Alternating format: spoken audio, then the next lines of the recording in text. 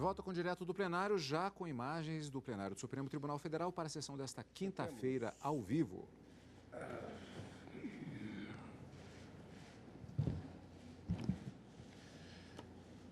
Declaro aberta a terceira sessão extraordinária do plenário do Supremo Tribunal Federal. Passo a palavra ao senhor secretário Luiz Tomimatsu para a leitura da ata da sessão anterior.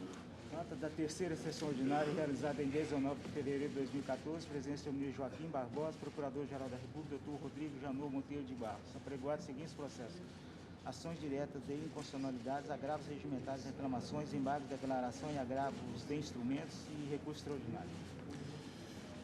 Senhores ministros, informo a vossas excelências da presença no plenário dos alunos da Escola Britânica. Mais uma vez desejo a todos as boas-vindas a esta corte.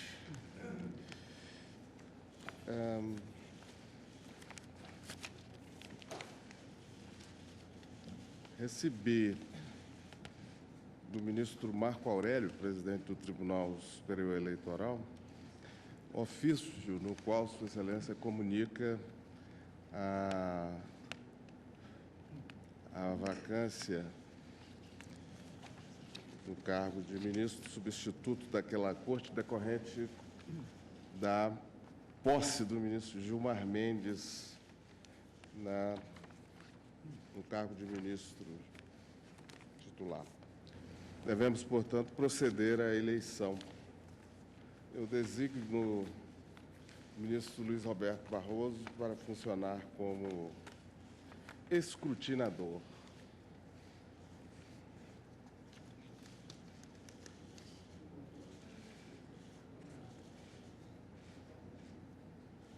Isso aqui faz parte.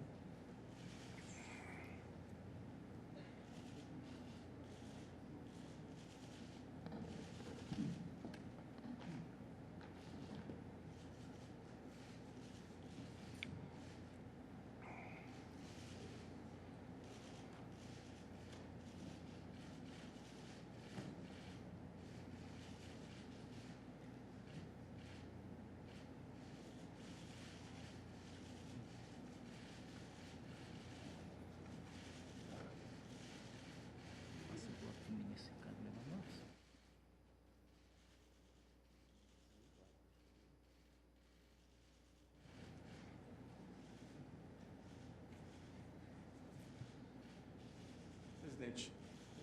Ministro Barroso? Ministro Lewandowski chegou a tempo ainda de participar do escrutínio.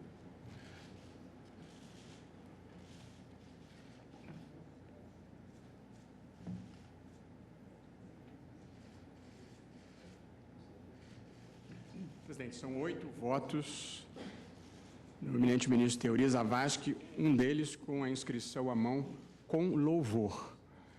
Mas a caligrafia parece com a dele mesmo. Não, brincadeira. E um voto para o ministro Roberto Barroso.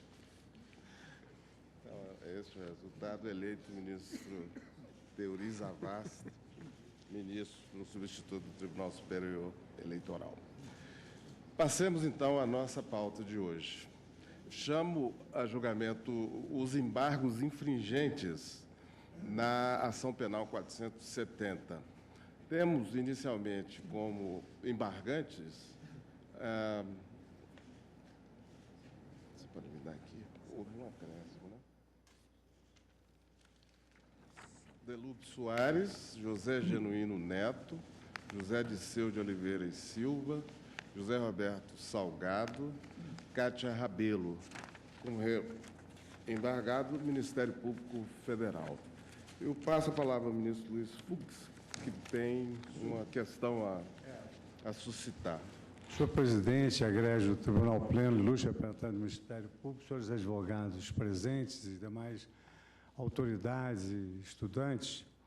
Senhor presidente, após o julgamento dos agravos regimentais que foram interpostos acerca do cabimento dos embargos infringentes, notadamente quanto à amplitude dos embargos infringentes, estou decidido que grande parte dos embargantes tem o seu recurso limitado à questão da configuração jurídica do crime de quadrilha. Isto porque, nos embargos infringentes, tem-se que é objeto da sua apreciação aquilo que foi objeto da divergência. Os fatos restaram incontroversos, mas houve divergência quanto à configuração jurídica do crime de quadrilha à luz dos mesmos fatos. Isso faz com que 8 embargos infringentes restringam-se apenas a essa questão sobre se esses fatos representaram ou não a tipificação do crime de quadrilha. Pois bem, se nós julgarmos separadamente cada réu e cada recurso, isso, no meu modo de ver, eu proponho à Corte, isso de alguma forma trará um prejuízo prático para os advogados que sustentarão em ordem subsequente. É que, uma vez manifestado pelo plenário o seu entendimento sobre se ocorreu ou não, se houve ou não o crime que é objeto dos embargos infringentes, o profissional subsequente teria muito pouco a acrescentar. Isso poderia influir na sua própria defesa. Então, a questão que eu encaminho, aqui é recurso, mas nós podemos utilizar analogicamente o que foi utilizado na ação penal. A proposta que eu encaminho, evidentemente com a concordância dos eminentes advogados, é que se promova um relatório de todos os embargantes que embargaram quanto ao crime de quadrilha, onde surgiram os 4 votos pela absolvição, como prevê o regimento interno, e depois, então, os eminentes advogados promovem as suas sustentações orais, o Ministério Público promove a sua sustentação oral, e aí só ao final é que eu proferiria o voto em relação a todos os embargantes. E com isso, a cada um. E com isso, sustentação oral de cada advogado. E com isso, evitar-se-ia o esvaziamento daquilo que, eventualmente, o eminente patrono possa ter. Alguns recursos em pauta para quarta-feira. Alguns recursos entraram em pauta para quarta-feira, mas eu, por exemplo... Hoje nós não teremos votos. Não, hoje não teremos votos, mas eu daria um passo adiante, tendo em vista essa, digamos, se for acolhida, essa, de alguma maneira, conveniência para a defesa, uma deferência para a defesa, eu daria um passo adiante, porque são 8 embargantes acerca do crime de quadrilha. Em razão do julgamento dos agravos regimentais, nós só pautamos 5 embargos, faltam 3 também sobre o mesmo tema, que é o crime de quadrilha. Se os eminentes advogados desses remanescentes estiverem presentes e se dispuserem a também fazer hoje a sustentação oral, isso, evidentemente, que agilizaria, tanto para a defesa quanto para a Corte, o julgamento dessa questão. Então, a proposta que eu encaminho é nesse sentido, de fazermos todos os relatórios, e depois, então, as sustentações orais pelos advogados e, numa próxima oportunidade, inicia-se a votação do mérito, propriamente dito. Inicia-se a votação. Quer dizer, hoje não haveria votação. Quer dizer que Vossa Excelência propõe Isso. que todos os embargos sejam, primeiramente, objeto de sustentação oral, todos eles. Todos eles. Porque há alguns embargos que versam sobre distintos temas. Porque nós não poderíamos depois, na votação de mérito, fracionar os votos. Quer dizer, ou seja, primeiramente votar o tema da quadrilha, depois da lavagem de dinheiro, depois, eventualmente, da pena, que também é contestada em alguns embargos. Então, eu tenho a impressão que Vossa Excelência propõe que chamemos todos os embargos. Vossa Excelência fará a leitura... Todos os embargos de referência ao crime de quadrilha. Só os admitidos em relação ao crime de quadrilha. Depois tem mais embargos, dois ou três, com relação à questão da lavagem de dinheiro. Esse será E aí termina. Pois não. Mas... Nesse formato, nós teríamos a repetição das sustentações orais em relação a Eu acho que acho que traz um certo prejuízo para a defesa, mas evidentemente que estou propondo que se ouça primeiro o advogado, as sustentações orais se produzam, cada advogado com o seu arsenal argumentativo, para que não votemos o primeiro caso e já esvaziemos, eventualmente, uma questão que o outro patrono pode sustentar de uma maneira um pouco diferente. Isso aí até... Bom, primeiro, nós temos que saber se os advogados dos 3 embargantes remanescentes estão presentes e se estão Cristiano Paz, Ramon Hollerbach e Simone Vasconcelos. Não estão presentes. Então, de toda maneira, mas fica simples, porque na próxima semana eu faço o relatório que já fiz agora e nós damos a palavra aos 3. Sendo suspenso. Exatamente. Então, eu ouço o tribunal. Vossa Excelência propõe que hoje nós não profiramos os nossos votos. É isso, ministro Fux? Vossa Excelência, então, propõe que hoje não sejam proferidos os votos. Isso. Não sejam colhidos os votos. Quer dizer, hoje nós teremos apenas as sustentações orais que prosseguirão na semana que vem. Isso. E após a feitura de todas as sustentações... Não, prosseguirão semana que vem os embargos infringentes da pauta da semana que vem. Perfeito. Na pauta de hoje tem 5 embargos infringentes, suponho que devam sustentar 5 mas utilizando-se a mesma sistemática, não é? Na semana que vem. Mesma coisa. Todos esgotarão vou proferir votos, as vou esperar. sustentações orais relativamente aos embargos que apresentaram os advogados e depois é que nós, então, iniciaremos a votação. Olha, eu tenho uma informação ao tribunal. Só há dois inscritos para a sustentação oral, o Procurador-Geral da República e o doutor José Luiz Mendes de Oliveira Lima. Bom, mas isso aí é uma questão de conveniência. Mais 3 advogados estão a caminho, presidente. Vossas Excelências não se habilitaram aqui junto ao secretário do plenário. Nós temos que ter essa informação previamente. Vou inscrevê-los. O senhor poderia declinar o nome? Teodomiro Dias Neto, Cátia Rabelo, eu já deixei o meu nome também para inscrição. Teodomiro, sim. E a Cátia Rabelo hoje está previsto na pauta de hoje. E Delúbio Soares estão a caminho do tribunal, coisa de 3 minutos estarão aqui. Não pode se aproximar sem ela. E o nome? Preciso do nome de você. Senhor presidente, apenas uma observação. 5 embargantes, 15 minutos cada um, 65 minutos. Sim. A parte contrária, o procurador-geral só terá 15. E as teses são exatamente as mesmas.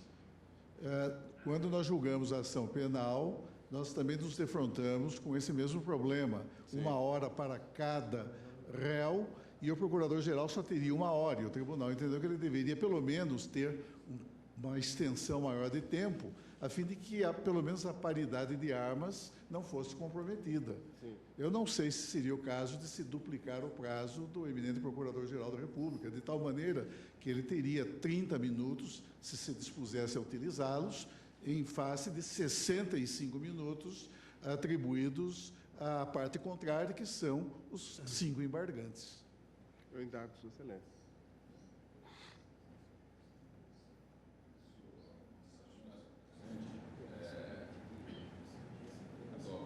Seria razoável para que eu possa enfrentar não a questão jurídica genérica, mas as especificações de cada caso.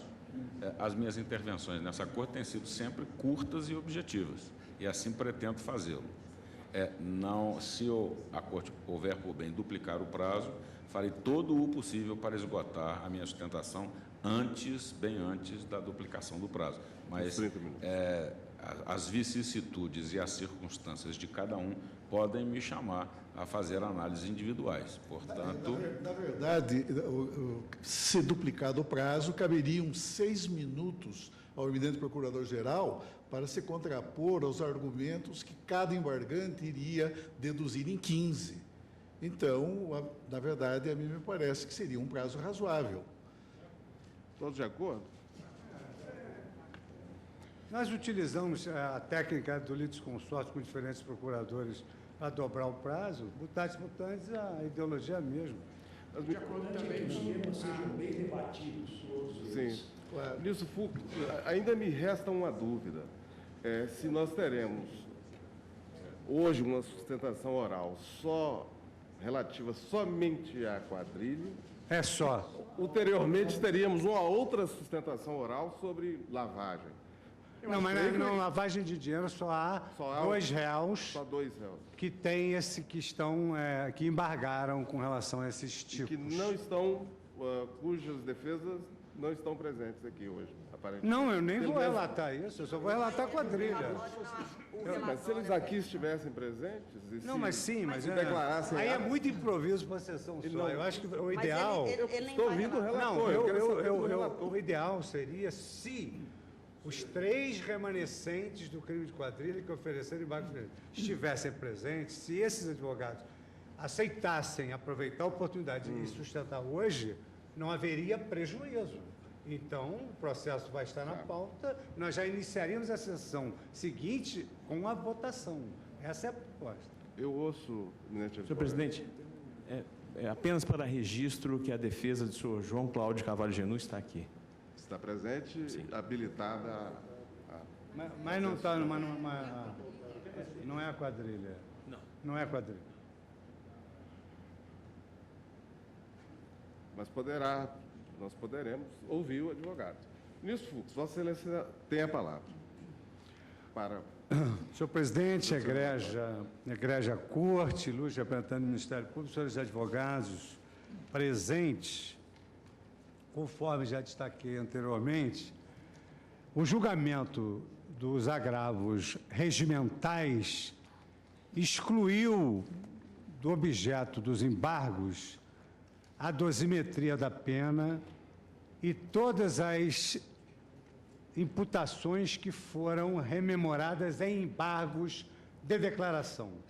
De tal sorte que, obedecendo à regra de que os embargos infringentes têm como objeto de cognição da Corte a matéria objeto da divergência, nós temos aqui, basicamente, a discussão acerca do tema do crime de quadrilha, a sua tipificação à luz dos elementos enumerados pelo Código Penal e, evidentemente, que, no curso das sustentações, os eminentes advogados farão uso da palavra e invocarão aqueles argumentos pelos quais eles entendem que não restara configurado o crime de quadrilha. Foram exatamente 4 votos pela absolvição em relação ao crime de quadrilha, conferidos a esses embargantes e aos 3 remanescentes da semana subsequente. Promovendo... Vossa Excelência nos propõe apenas os extremos. O quê? Só os extremos.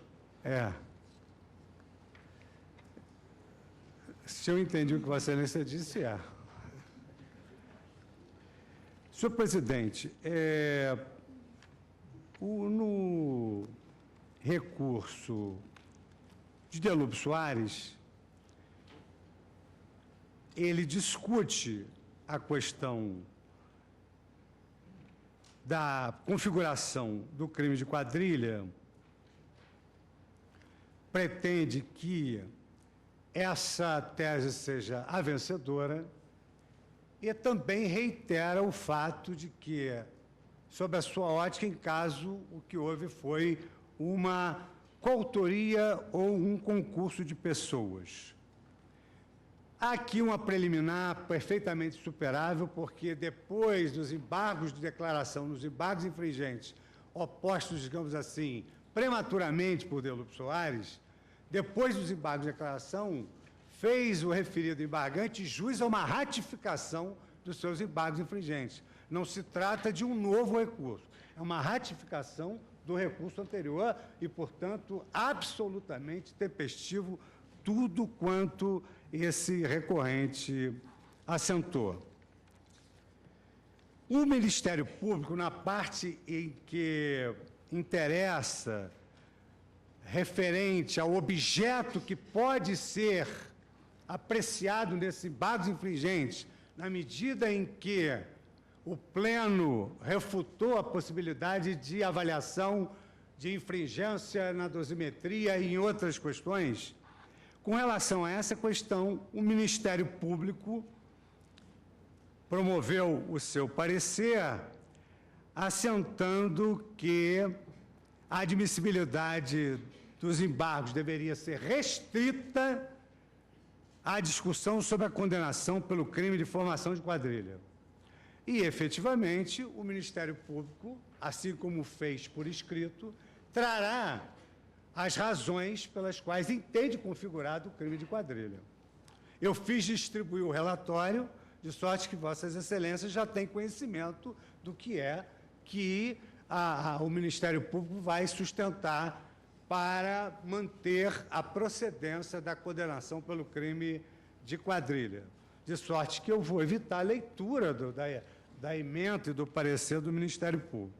Da mesma forma, a parte sustenta uma série de teses que são conducentes à absolvição pelo crime de quadrilha, que consta já do relatório distribuído e que certamente será reiterada da tribuna. O relatório em relação a Delúbio Soares.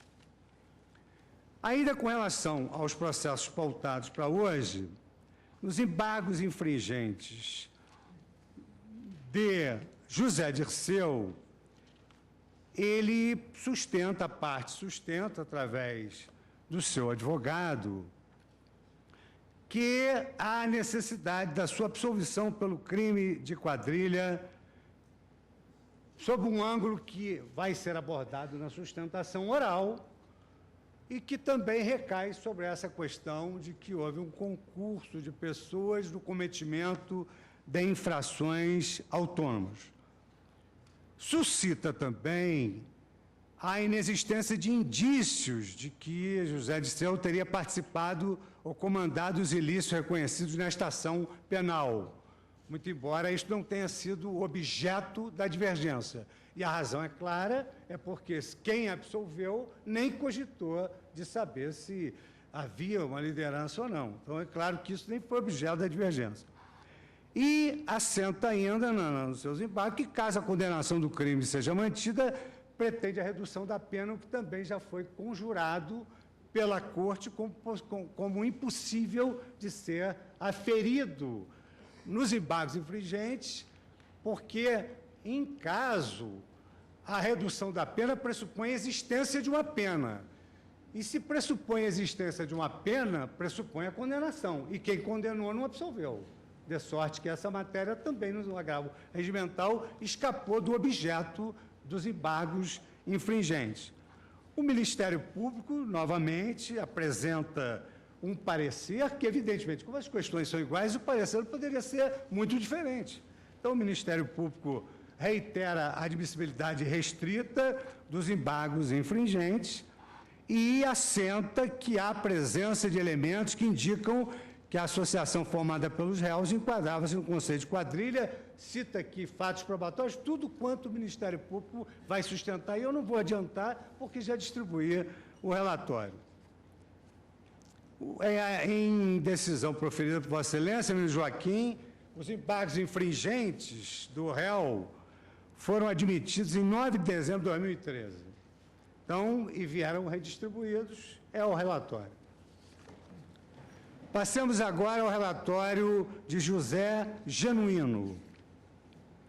Com relação a José Genuíno, há exatamente a mesma sustentação, exatamente a necessidade da sua absolvição pelo crime de quadrilha, e caso o crime de quadrilha seja mantido, ele requer uma redução da pena num percentual de majoração que foi utilizado para outro crime, em relação ao qual ele também foi condenado, como digamos assim, como se houvesse uma necessidade de proporcionalidade neste caso. Sucede que a matéria relativa à pena, sua redução, não foi objeto de divergência, conforme conjurado pelo agravo regimental.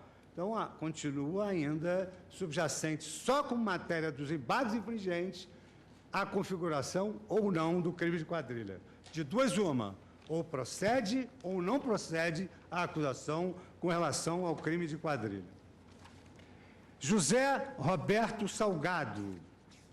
José Roberto Salgado também oferece embargos infringentes, pugnando pela absolvição pelos crimes de quadrilha e de evasão de divisas, bem como a redução das penas aplicadas à gestão fraudulenta, lavagem de dinheiro, evasão de divisas e quadrilha.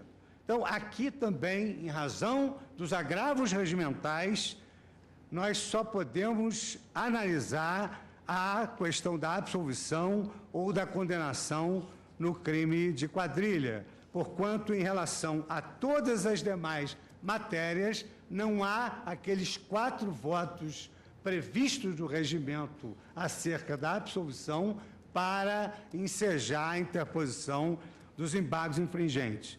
O Ministério Público produz mais um parecer, formulando a sua convicção de que, no caso concreto, os crimes efetivamente ocorreram, mas que não há, em primeiro lugar, necessidade de proporcionalidade quanto à gravidade do crime praticado, enfim, não há uma matemática exata na proporcionalidade ao aumento de pena, e também, digamos assim, se manifesta sobre aquilo que não obteve 4 votos pela absolvição e que, portanto, não pode ser passível de reanálise através dos embargos infringentes.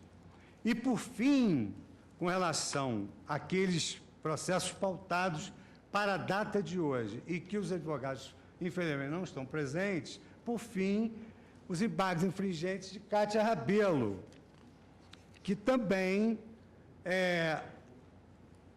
postula uma absolvição para delitos que não tiveram os 4 votos e que os agravos regimentais afastaram o cabimento dos embargos infringentes, sobejando em relação a ela apenas os 4 votos que a habilitam à interposição dos embargos infringentes. E nesses embargos infringentes, somente relativo ao crime de quadrilha, a ré pleiteia a sua absolvição no crime de quadrilha e, em caráter subsidiário, a redução da pena, que o agravo regimental também entendeu que não se pode discutir embargos infringentes. Redução da pena, porque pena reduzida ou pena maximizada são penas fixadas por quem condena e não por quem absolve. Então, essa matéria escapa à nossa cognição, pleiteia um habeas corpus de ofício em relação às ilegalidades que serão suscitadas da tribuna.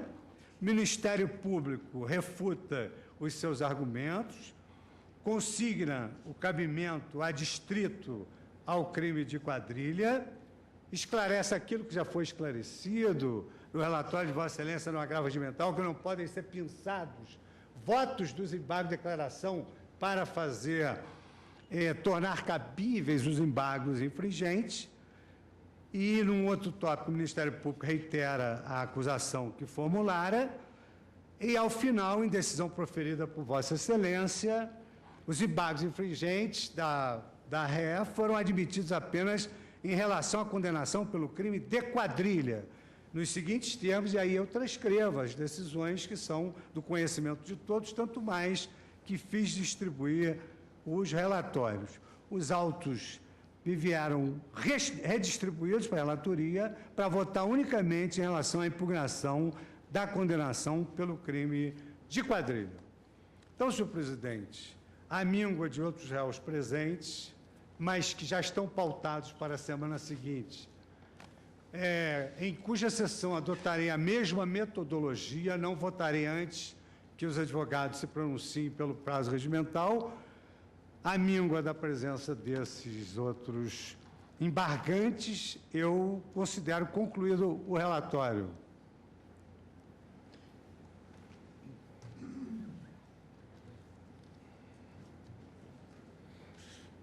Pelo embargante Delúbio Soares, falará o doutor Arnaldo Malheiros Filho.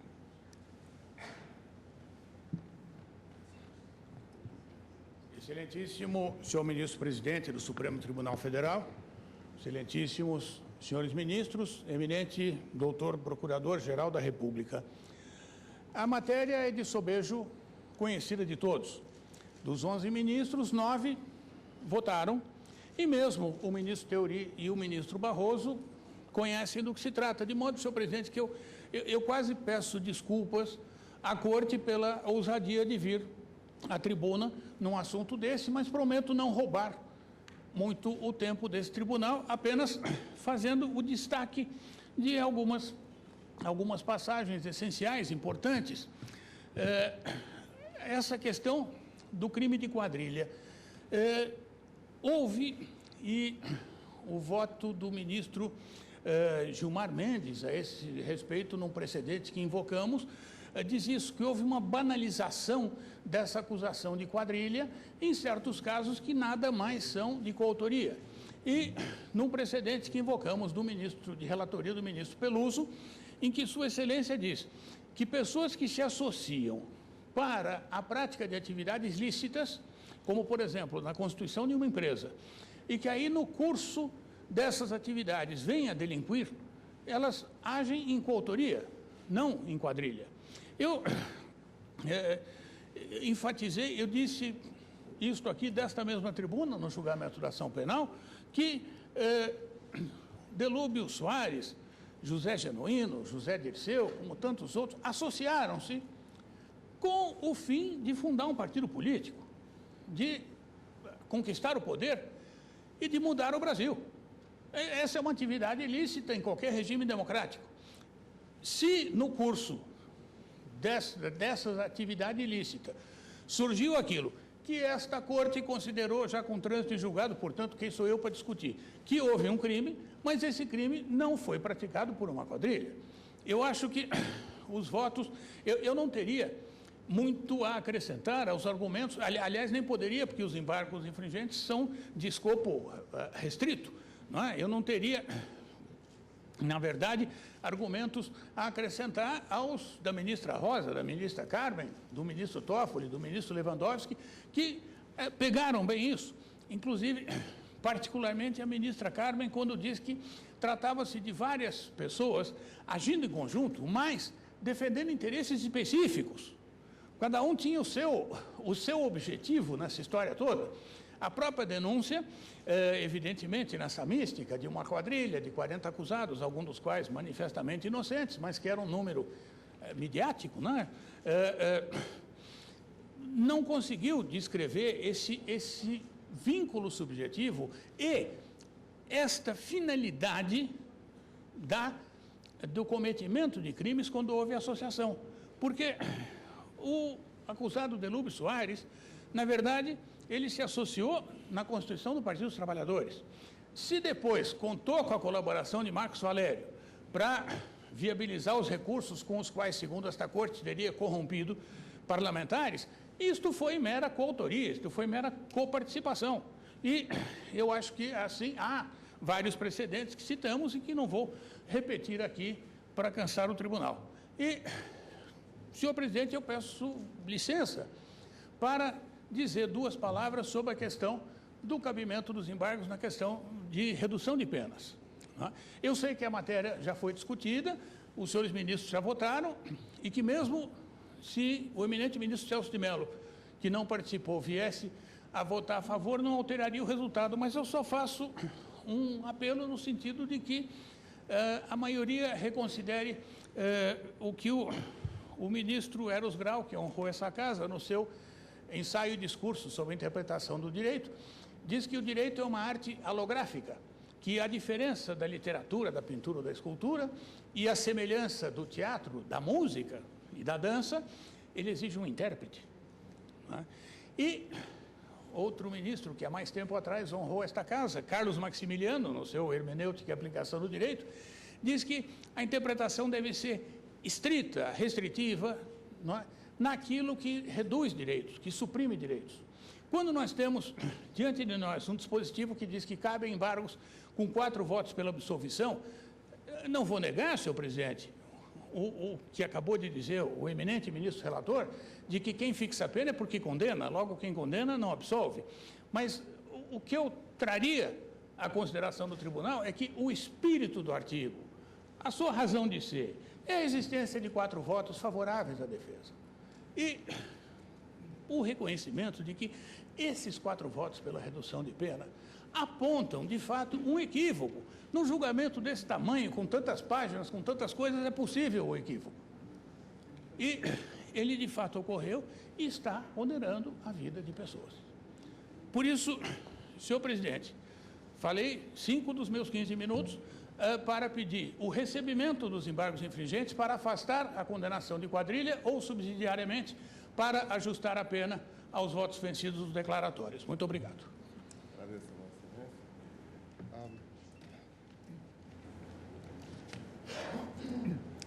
passo a palavra ao advogado José Luiz Mendes de Oliveira Filho, que falará pelo embargante José Disseu de Oliveira e Silva.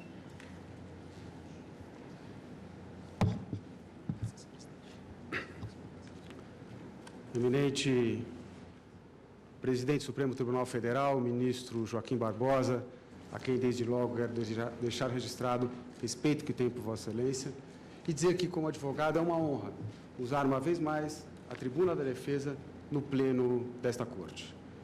Eminente relator, ministro Luiz Fux, eminentes ministras e ministros integrantes desta Corte, doutor Procurador-Geral da República, doutor Rodrigo Jonó, quero também aqui registrar a admiração que tenho por Vossa Excelência, pelo trabalho desenvolvido por Vossa Excelência ao longo da sua carreira e o respeito que tenho pela instituição do Ministério Público. Eminentes ministros e ministras, quando eu fui me preparar para essa sustentação oral, eu fui ler os votos de Vossas Excelências, os votos proferidos na Ação Penal 470 e os votos proferidos em outros feitos. E me deparei com várias manifestações do ministro Marco Aurélio, um intransigente defensor do debate de ideias, da divergência, do melhor debate. E eu peço licença para saudá-los todos na pessoa do ministro Marco Aurélio. E essa saudação gostaria de fazer lendo um artigo, um trecho de um artigo, de autoria do então advogado e hoje ministro, Dr. Luiz Roberto Barroso, que foi publicado na revista eletrônica Consultor Jurídico, que fala muito dessa característica do eminente ministro Marco Aurélio, do grande debate, da grande divergência. Então, vou aproveitar que o ministro está chegando, porque realmente eu gostaria de fazer essa homenagem. De corpo presente é péssimo. Então, eu peço licença para ler um trecho do artigo do ministro Roberto Barroso. Há uma última faceta do ministro Marco Aurélio que me parece bem destacar. Em muitos dos seus votos solitários, tive a impressão de que sua preocupação maior, acima de convicções doutrinárias ou pessoais, era a de vocalizar a posição dos vencidos, impedir que a unanimidade da Corte passasse a impressão de que a matéria era simples e pacífica. A unanimidade deixaria parte dos interessados na questão sem voz, nem voto na Corte, pois os vencidos, em geral, têm um aliado na Corte. Sua pretensão pode não prevalecer, mas seus argumentos e sentimentos terão sido expressos e compartilhados. Num mundo que se deixou seduzir pelo pensamento único em tantas matérias, a diversidade é bem-vinda e deve ser celebrada. Com essas palavras, eminentes ministras e ministros, faço uma saudação a toda a Corte, em especial ao eminente ministro Marco Aurélio.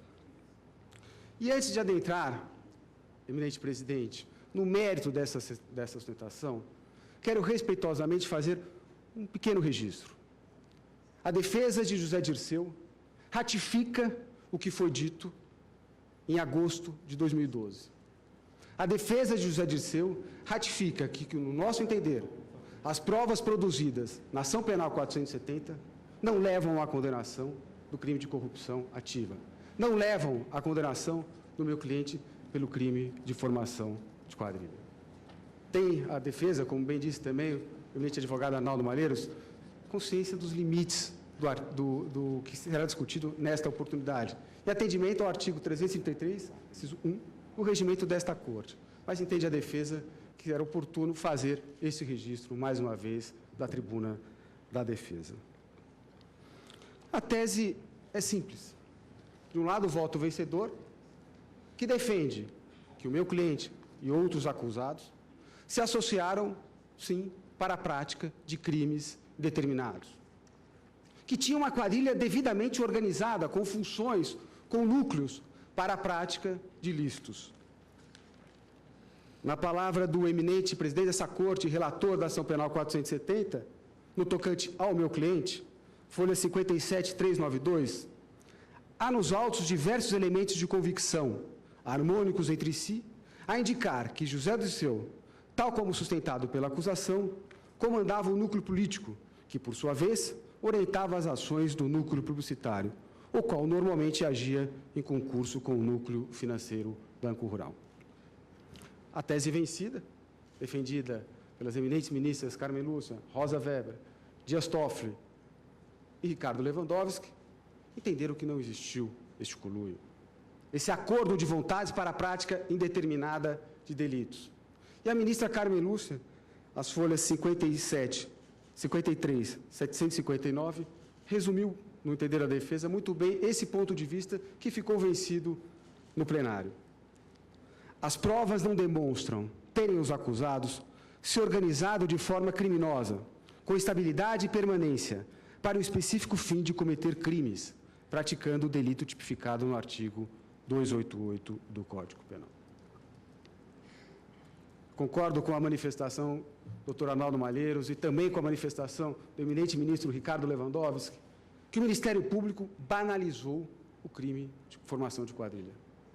Basta a acusação de alguns crimes, a presença de vários agentes, e se coloca o crime de formação de quadrilha. Mas eu gostaria de ressaltar aqui, eminente ministro Dias Toffoli, duas questões que me parecem fundamentais, que corroboram a tese da defesa no sentido de que não houve o conluio, não houve esse ajuste de vontades. É no tocante à ação penal 420. A ação penal 420 foi considerada por aqui um desmembramento da ação chamada do mensalão. Naquela ação, foi oferecida uma denúncia contra Delúbio Soares, José Genuíno, Marcos Valério, entre outros, por fraudes no tocante ao favorecimento ao BMG. O meu cliente não foi denunciado. O meu cliente, que seria o chefe dessa organização criminosa, que era quem comandava todos esses delitos, não foi denunciado. Me parece que o próprio Ministério Público, ao fazer essa denúncia, afirmou: não existia essa quadrilha. E não está aqui a defesa afirmar que os fatos mencionados na peça exordial da ação 420 ocorreram. O que a defesa está aqui a afirmar é que o Ministério Público, no nosso entender, implicitamente reconheceu a inexistência dessa suposta quadrilha. E um outro ponto que eu gostaria aqui de mencionar é no tocante a quando o recebimento da denúncia por esta Corte no tocante ao crime de peculato que foi imputado ao meu cliente. Esta Corte, à unanimidade, rejeitou a acusação de peculato ao meu cliente. O que significou isso? Significou, por unanimidade desta Corte, que o núcleo publicitário atuou junto à então presidência da Câmara dos Deputados, à diretoria do Banco do Brasil, a representantes do Partido dos Trabalhadores, sem qualquer participação do meu cliente. Como pode se falar, então, eminente ministro relator Luiz Fux, data máxima vênia, informação de quadrilha? A defesa não desconhece a jurisprudência no sentido de que não há necessidade de o agente figurar e ser responsável por todos os delitos imputados à quadrilha. Mas nós não estamos falando, segundo a acusação, de um simples agente. Nós estamos falando de José Dirceu. Seria ele o mentor, seria ele o que estaria em todos os lugares. Mais uma vez, ele não foi, esse tribunal reconheceu que ele não teve esta interferência. Portanto, eminentes ministros, eu também não quero muito me alongar. Pede à defesa de José Dirceu que sejam recebidos os presentes embargos, com a consequente absolvição de José Dirceu pelo crime de formação de quadrilha, registrando, uma vez mais, que o meu cliente não teve no crime o seu modus vivendi. O meu cliente teve 40 anos de vida pública sem qualquer mancha, sem qualquer mácula. José Dirceu é inocente. Muito obrigado pela atenção. Agradeço a Vossa Excelência. Pelo embargante José Genuíno Neto, falará o doutor Luiz Fernando Pacheco. Muito boa tarde, excelentíssimo senhor ministro presidente desse egrégio Tribunal Federal, esse egrégio Supremo Tribunal Federal. Minhas homenagens a Vossa Excelência, ministro Luiz Fux, relator desses embargos infringentes, senhoras ministras Rosa Weber, Carmen Lúcia, demais integrantes dessa colenda corte, senhor Procurador-Geral da República, em nome de quem a defesa de José Genuíno faz a sua homenagem a todos os membros do parquê espalhados por esse país, senhores servidores também do Supremo Tribunal Federal, que representam todos os abnegados servidores da nossa tão combalida justiça brasileira. Depois das brilhantes sustentações orais proferidas pelos meus queridos colegas, pelo meu professor, Dr. Arnaldo Malheiros Filho, pelo meu querido amigo, dileto amigo, grande colega José Luiz Oliveira Lima, essa defesa tem muito pouco a dizer. Essa será uma sustentação minimalista. Essa será uma sustentação que irá apenas destacar os pontos fulcrais que levarão à absolvição de José Genuíno Neto pela imputação do suposto crime de formação de quadrilha. Não houve jamais formação de quadrilha.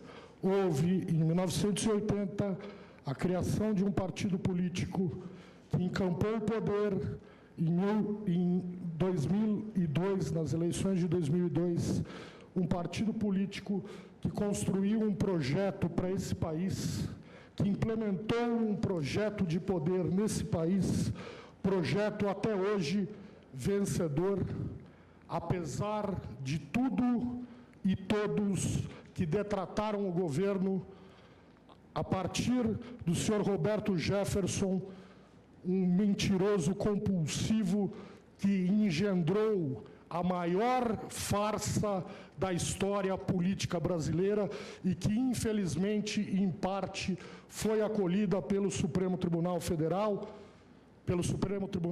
que tínhamos em 2012.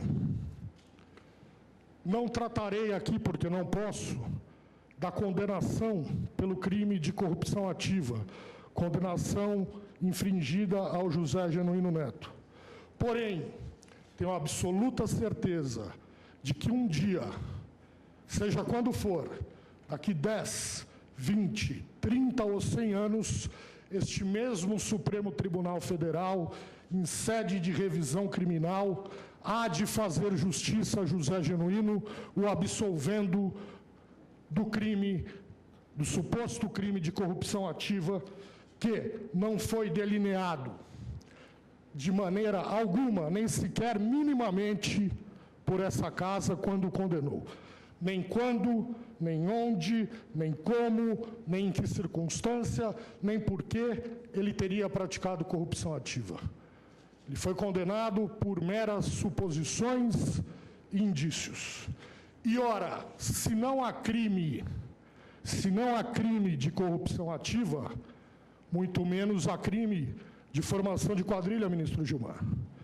Porque quadrilha são 3 ou mais pessoas, são mais de 3 pessoas se associarem de maneira estável para a prática de delitos. Ora, se nós não reconhecemos que não houve prática de delito algum, especialmente o de corrupção ativa, jamais poderíamos reconhecer que houve a prática do crime anterior, a prática da quadrilha, a associação para delinquir.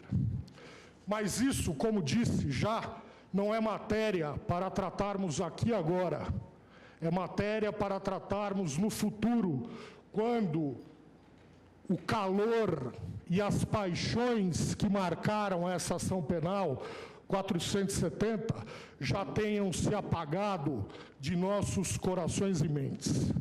E, por falar em corações e mentes, eu venho aqui a essa tribuna dizer que eu não estou aqui para conquistar ou para pretender conquistar apenas e tão somente o coração e a mente de Vossa Excelência, ministro Barroso, nem apenas o coração e a mente de Vossa Excelência, ministro Teori.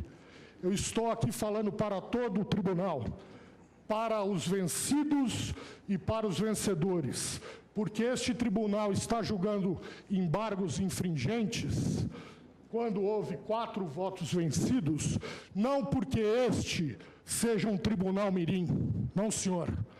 Estamos julgando aqui porque o Supremo Tribunal Federal reconheceu, sim, que pode errar com margem apertada de votos, como foi o caso, 5-4 pela condenação. E pode ele, sim, o Supremo Tribunal Federal, reconhecer o seu erro e evoluir. Ministros que votaram pela condenação podem, sim, nesta oportunidade, entender que se equivocaram e não houve acerto na condenação por corrupção ativa. Então, eu falo a Vossa Excelência, ministro Gilmar, falo a Vossa Excelência, respeitabilíssimo decano dessa corte, falo a Vossa Excelência, senhor presidente, falo ao ínclito ministro Marco Aurélio, ministra Rosa Weber, ministro Toffoli, ministro Ricardo Lewandowski, ministra Rosa Carmen Lúcia. Evidentemente, haverão de manter a posição pela absolvição, pela não configuração, pelo crime de quadrilha, até porque este é um recurso exclusivo da defesa. Mas, Vossas Excelências, que outrora foram vencedores, podem sim evoluir para entender que, se prática de delito houve, o que eu estou admitindo apenas a título de argumentação, porque eu refuto veementemente a prática do crime de corrupção ativa, mas admitindo, já que temos o manto do trânsito em julgado sobre a questão da corrupção ativa, admitindo que tivesse havido corrupção ativa, ela teria sido pontual e circunstancial, conforme a descrição formulada na exordial pelo então Procurador-Geral da República. Não houve uma associação de mais de 3 pessoas para a prática de diversos crimes. Não houve a intenção de formar uma sociedade de delinquentes. Ao contrário, houve, desde 1980, com o início do fim da ditadura a formação de um partido político. E lá estavam José Dirceu, José Genuíno, Delúbio Soares, todos eles formando esse partido que encampou o poder e o poder vem mantendo há 12 anos. Sinal de que o povo brasileiro concorda com as práticas que vêm sendo adotadas por esse poder. Dizer que ali, no núcleo do poder, do outro lado da praça, havia uma quadrilha é um escancarado absurdo e o povo brasileiro já refutou isso. Aliás, pesquisa publicada antes de ontem dá como certa a reeleição da presidente Dilma já no primeiro turno. Então, o nosso povo quer ser comandado por quadrilheiros? Penso que não. Penso que o tribunal incorreu em grande equívoco ao proclamar esta condenação por quadrilha. Disse à ocasião o ministro Lewandowski: é preciso que se façam distinções de maneira tecnicamente apurada para que se possa ir além de uma série de crimes cometidos em coautoria, na forma do artigo 29 do Código Penal. Para ingressarmos numa figura mais grave ou conjugada à primeira, que é justamente a formação de quadrilha ou banda que alude o artigo 288 do Código Penal. Na mesma linha, a ínclita ministra Rosa Weber, em voto brilhante, em voto que merece figurar para sempre nos anais dessa casa, para a pesquisa do que venha desta linha tênue que separa o concurso de delitos da formação de quadrilha, o voto de Vossa Excelência, ministra Rosa, é didático. Os chamados núcleos político, financeiro e operacional envolvidos nesta ação penal jamais imaginaram formar uma associação para delinquir, uma societas celeres, com o objetivo de sobreviverem, usufruírem ou se locupletarem com o produto do crime resultantes de sua atuação. Nem no maior delírio dos predecessores de Vossa Excelência, senhor Procurador-Geral Rodrigo Janot, jamais houve afirmação de que eles haveriam formado uma sociedade para usufruírem, sobreviverem ou se locupletarem da prática de crimes. E é isso que caracteriza a quadrilha. Portanto, nessa sessão, senhores, e pedindo desculpa por ter me alongado demais, peço que Vossas Excelências, em nome da Justiça Suprema, porém não divina, em nome da Justiça Suprema deste país, corrijam a injustiça precariamente perpetrada em agosto de 2012 ou a partir de agosto de 2012 e nessa sessão tenham a coragem de rever o que foi decidido para absolver José Genuíno da infame condenação injustamente sofrida pelo crime de formação de quadrilha, crime que ele jamais cometeu. Muito obrigado pela atenção. Agradeço, Vossa Excelência. Pelo embargante José Roberto Salgado, falará a doutora Maíra Saloni.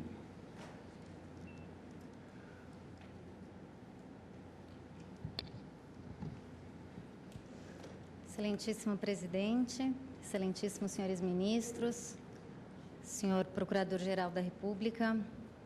Bem, primeiramente eu gostaria de me desculpar, depois de falar, logo após esses defensores, esses brilhantes criminalistas, acho que me resta pouco a dizer, certamente serei repetitiva na minha sustentação, mas considerando que essa é a derradeira oportunidade para a defesa de José Roberto Salgado se manifestar nesses autos e tentar, de alguma maneira, corrigir essa grande injustiça que foi cometida contra ele, eu não poderia deixar de ressaltar aqui alguns aspectos relevantes que foram tratados já nos embargos infringentes protocolados. Bem, em primeiro lugar, é evidente que a acusação, da leitura da denúncia e posteriormente da leitura das alegações finais do parquê, fez uma certa confusão com relação aos crimes imputados a José Roberto Salgado. A acusação de gestão fraudulenta, ela se resumiu na concessão de empréstimos fraudulentos. E a lavagem, por sua vez, no suposto mecanismo fraudulento de saques, de distribuição de valores a destinatários finais.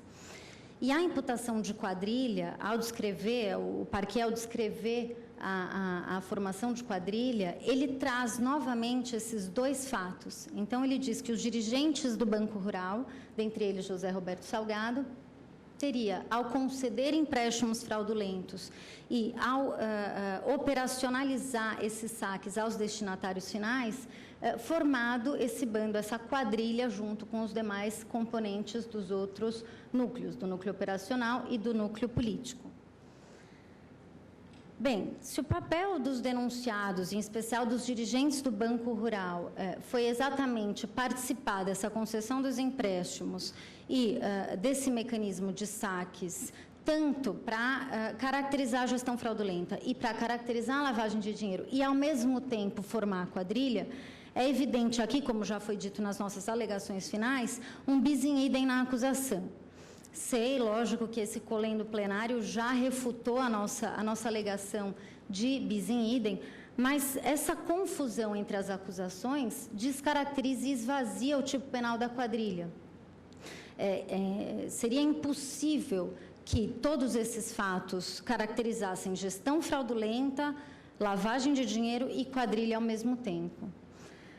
O que se vê aqui, na realidade, foi uma criação de uma quadrilha às avessas. Na verdade, o que ocorreu foi o cometimento dos crimes de gestão fraudulenta e lavagem, que seriam os crimes subsequentes à quadrilha, ou melhor, a organização da quadrilha teria sido formada para a prática desses crimes, eles se transformaram no próprio núcleo objetivo da quadrilha, quer dizer, na associação entre os membros, o que causou uma certa confusão entre o elemento subjetivo do tipo e o próprio núcleo objetivo do tipo penal.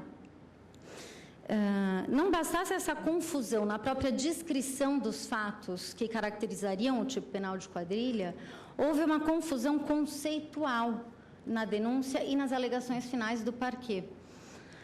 Como bem ressaltou o ministro Lewandowski, no voto que restou vencido, quando do julgamento dos embargos declaratórios, o Ministério Público, só na denúncia, ele mencionou 54 vezes o termo quadrilha e 41 vezes a expressão organização criminosa. Depois, nas alegações finais, citou 42 vezes o termo quadrilha e 14 vezes organização criminosa, mesclando também com o termo associação criminosa, tornando evidente uma certa confusão com relação a qual seria o tipo penal a ser imputado aos acusados.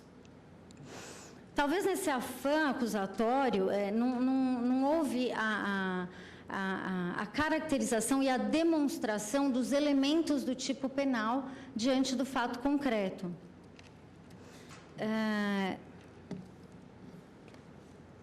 Até isso com relação à própria definição de qual seria o tipo penal imputado. Mas com relação aos elementos do tipo penal, também esses não restaram comprovados.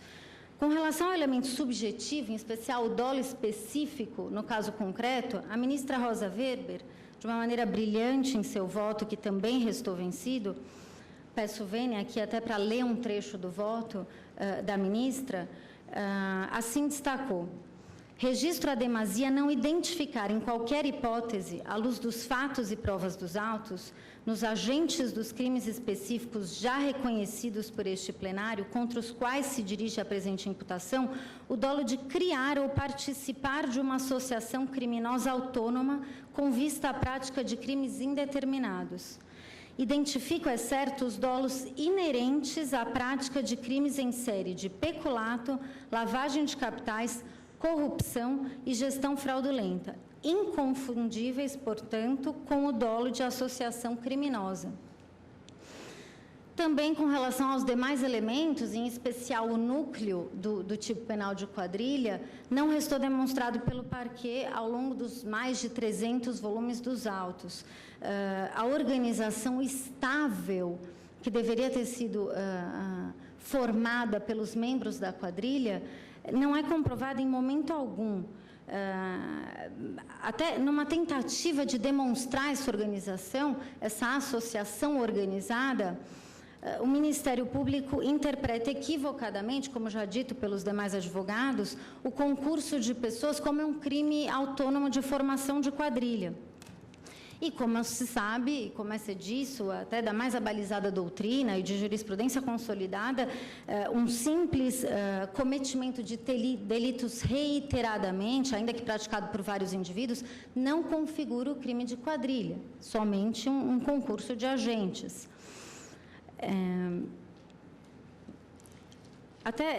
Pedindo mais uma vez licença para ler um pequeno trecho do voto da ministra Carmen, com relação ainda à ausência de comprovação desses elementos do tipo penal previsto no 288 do Código Penal, ela registra: no ponto específico se tem prova de ter havido concurso de agentes, cada qual buscando interesses específicos. Sim, pois até mesmo nas alegações finais do Ministério Público se determinou que haveria tido um interesse político por parte do núcleo político, um interesse financeiro por parte do núcleo operacional, um interesse na questão do Banco Mercantil de Pernambuco para o núcleo financeiro, e não um interesse no cometimento, na prática de crimes, de uma série indeterminada de crimes. Isso não houve e não foi comprovado. Também o vínculo entre os membros da quadrilha ficou enfraquecido na acusação do parquê. É claro que, como no parecer do douto Procurador-Geral da República, como o próprio procurador disse em seu parecer, não é necessário que todos os membros da quadrilha se conheçam e se relacionem, isso é bem verdade. Mas, no caso específico, em relação a José Roberto Salgado, os membros não se conheciam, ou melhor, José Roberto Salgado não conhecia quase nenhum dos membros da quadrilha. Não conhecia Simone, não conhecia Geisa, não conhecia José Dirceu, não conhecia Genuíno, Delúbio, Silvio Pereira. Teve poucas reuniões com Marcos Valério, exatamente para cobrar algumas dívidas do Banco Rural, e não conhecia os demais participantes do núcleo operacional. Como seria possível, então, a formação de uma quadrilha entre pessoas que sequer se conhecem, só mesmo em confluências espirituais, talvez, ou no âmbito de uma paranormalidade? Até mesmo o próprio tipo penal, quando fala na associação, associar-se, o núcleo objetivo, ele pressupõe relações intersubjetivas, relações pessoais, e isso realmente não ficou demonstrado nos autos. Ainda que se dissesse que a quadrilha foi formada dentro do Banco Rural, dentro da instituição financeira, isso também não restou demonstrado, porque seria necessário comprovar que o próprio banco teria sido formado para a prática de delitos, e isso também não houve. O que houve foi uma condenação por escolhendo plenário da prática de determinados crimes, mas não que houve uma formação organizada para tanto. E eu sei que aqui não seria a oportunidade de voltarmos a discutir a autoria de crimes, já houve a condenação do acusado por gestão fraudulenta, lavagem, evasão de divisas e formação de quadrilha.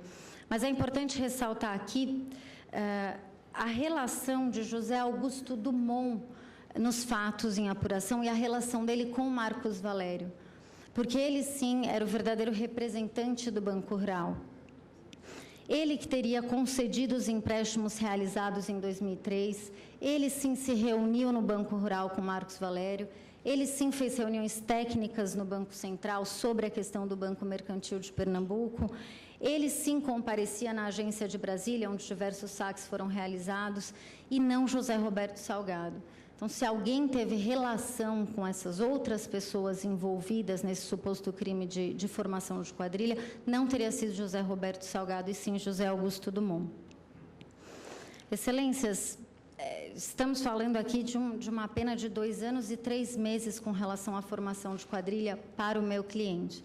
Ele atualmente encontra-se recolhido na Nelson Hungria, na penitenciária Nelson Hungria, e ainda que tenha sido condenado a 16 anos e 8 meses, uma pena estratosférica, 2 anos e 3 meses significa muita coisa para quem já está dentro de uma penitenciária.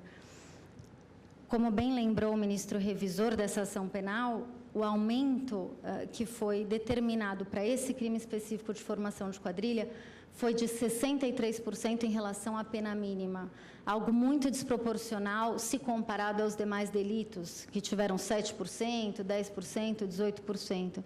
Então, ainda que esse plenário não tenha reconhecido a possibilidade de, em embargos infringentes, se rediscutir a dosimetria da pena, peço, então, que considerem a condenação de formação de quadrilha com base nos votos vencidos que destacamos nos embargos infringentes.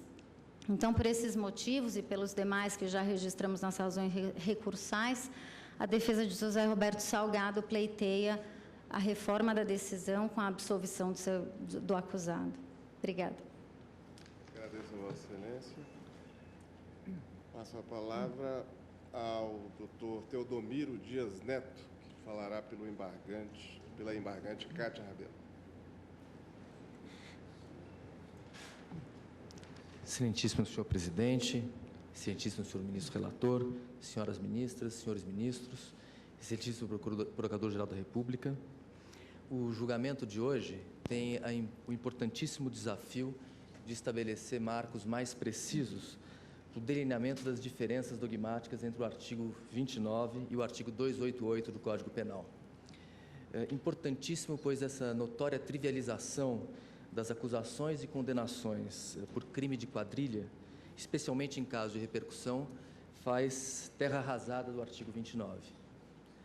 É verdade que os conceitos de estabilidade, de durabilidade, de organização são abertos e que não permitem uma definição que seja válida para todos os casos. Mas o Poder Judiciário, especialmente o Supremo Tribunal Federal, deve filtrar os excessos e, julgando no caso concreto, estabelecer critérios mais claros para evitar essa crescente confusão dogmática entre concurso de agentes e quadrilha, hoje associação criminosa. Os advogados que me antecederam já ressaltaram os pontos mais importantes dos votos divergentes, chamando a atenção para os aspectos mais relevantes em prol da absolvição. Eu tratarei de reforçar alguns pontos muito breves em favor da defesa numa derradeira tentativa de absolvição de Cátia Rabelo. De acordo com o voto condutor, os dirigentes do Banco Rural, com unidade de desígnios e em divisão de tarefas própria de uma quadrilha organizada, atuaram direta e intensamente na concessão de empréstimos simulados, especialmente nos mecanismos fraudulentos utilizados para mascarar o fato de que tais mútuos eram fictícios. O voto justifica, portanto, a condenação da quadrilha, fazendo referência a empréstimos fraudulentos que já foram objeto da condenação pelo crime de gestão fraudulenta e de lavagem de dinheiro. O voto condutor fundamenta ainda a condenação por quadrilha, fazendo referência à unidade de desígnios e divisão de tarefas que seria própria de uma quadrilha organizada. Mas, senhores ministros, eu gostaria de ressaltar aqui que acordo de vontades e divisão de tarefas não são elementos exclusivos de uma associação criminosa. Quando há concurso de agentes para a prática de um roubo, de um contrabando, de um peculato, de uma fraude, há certamente planejamento, divisão de tarefas, cooperação nos atos de execução, vínculo psicológico. Ou seja, as regras do concurso de agente não valem somente para os crimes praticados sem planejamento, sem organização, sem unidade de desígnios. O vínculo psicológico, ele é também elemento essencial da coautoria, pois os agentes devem agir com os mesmos propósitos. A diferença, que como é sabido, é que no concurso, esse concerto de vontades, ele é ocasional, transitório e voltado a crimes determinados. No caso, esse tribunal entendeu que os executivos do Banco Rural foram coautores de crimes financeiros e de lavagem de dinheiro, cada um deles participando na execução dos mesmos fatos. Mas não há organização criminosa por trás desses crimes. O que houve, pela lógica da sentença, é concurso de agentes. Como salientou a ministra Rosa Weber, tratando do caso como um todo, não houve o dolo de associação criminosa, mas sim os dolos de crimes de peculato, corrupção, lavagem de dinheiro, gestão fraudulenta, todos os crimes praticados em coautoria e continuidade delitiva. Quadrilha não é algo que se agrega à imputação a título de aumento de pena. Como fundamentado nos 4 votos divergentes, é um crime autônomo, com elementos próprios, que exige prova autônoma de permanência, estabilidade, com a finalidade prática de crimes indeterminados. Essa prova não foi produzida. Jorge de Figueiredo Dias, ele propõe um interessante critério prático para a diferenciação entre coautoria e associação criminosa. Segundo o professor de Coimbra, o juiz não deve condenar nunca por associação criminosa a qual se impute a prática de outros crimes, sem se perguntar primeiro se condenaria os agentes, mesmo que nenhum crime houvesse sido praticado. Ou seja, o juiz deve buscar, nos autos, provas caracterizadoras dos elementos da quadrilha.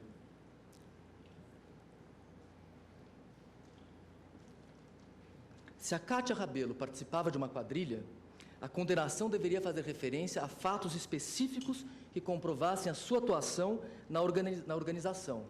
Deveriam demonstrar que Cátia pertenceu a uma organização criminosa com o fim de adotar a prática do crime como seu modus vivendi, como foi mencionado em diversos dos votos vencidos.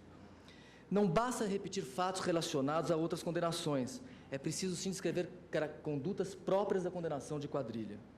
As provas que, no entender do acórdão, são reveladoras de gestão fraudulenta, lavagem, não são suficientes para a tipificação do crime 288.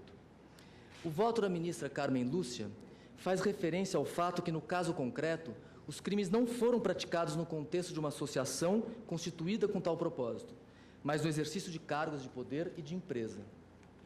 Se no exercício de atividades empresariais, pessoas são responsabilizadas pela prática de ilícitos, isso em nada se coaduna com o crime de formação de quadrilha.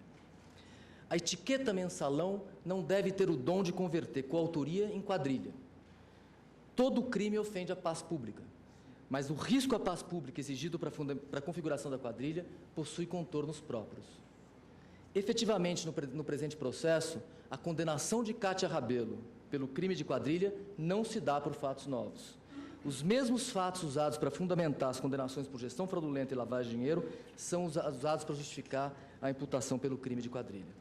Eis porque requer-se provimento dos embargos para o fim de absolvição de Cátia Rabelo. Com relação à dosimetria, eu faço minhas as palavras dos colegas que antecederam na tribuna, o doutor Arnaldo e a doutora Maíra, para que esse Supremo, é sempre tempo do Supremo, desse tribunal, reconhecer falhas que possam ter havido nas decisões anteriores. E nos 4 votos divergentes, há contundentes afirmações mostrando o descompasso entre a dosimetria aplicada na pena de quadrilha com a dosimetria aplicada nos demais crimes. Por isso, eu também, nesse derradeiro esforço de defesa, trago ao conhecimento, a esse julgamento, embora a decisão já tenha sido tomada no sentido contrário, de que a dosimetria venha a ser novamente avaliada caso a absolvição não seja decidida por esse tribunal. Muito obrigado pela atenção.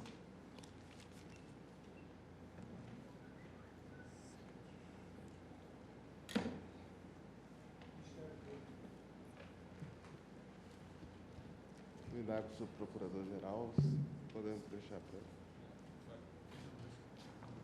Eu suspendo a sessão por 30 minutos.